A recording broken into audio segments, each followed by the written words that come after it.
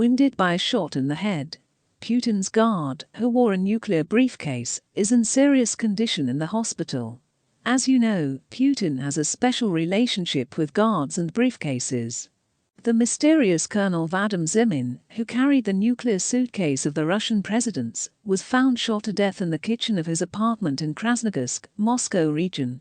According to Mirror, 53-year-old Vadim Zimin is in serious condition in intensive care. Zimin was discovered by his brother, who reportedly found him on Monday 20 June. Zimin lay in a pool of blood with a head wound. Federal Security Service Colonel Vadim Zimin was once in charge of a briefcase with a so-called red button, a device that should lead to the launch of a nuclear weapon. Zimin previously served in this role under former President Boris Yeltsin. He then continued to work in the security service, rising to the rank of colonel under Vladimir Putin. It is also known that Vadim Zimin was under house arrest in a criminal case, in which he categorically denied guilt.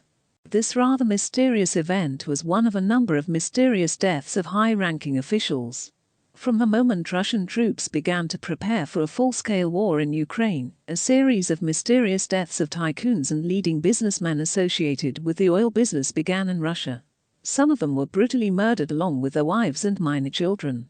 It is also worth paying attention to the fact that Putin has a special relationship with his bodyguards. It is known that Putin prefers personal loyalty to all other qualities, therefore Putin appoints his guards and adjutants to various responsible posts. Putin's former bodyguard was also Yevgeny Zinichev, who was later appointed Minister of Emergency Situations. Yevgeny Zinichev died under mysterious circumstances. And in his place, Putin appointed another of his guards, Alexander Kurenkov. It is also worth dwelling on the issue of a suitcase in more detail. If under Yeltsin Zimin definitely wore the same suitcase with a red button, then it is difficult to answer the question of what exactly the colonel wore under Putin. There are three versions. A suitcase with a button to launch a nuclear weapon. A suitcase transformer, which, in the event of a threat to Putin, turns into a folding armored shield, which, if necessary, should be used by the guards to cover the dictator. A suitcase with Vladimir Putin's feces. Yes, this version also has the right to life in the light of the latest leaks of information about the schizoid inclinations of the distraught dictator.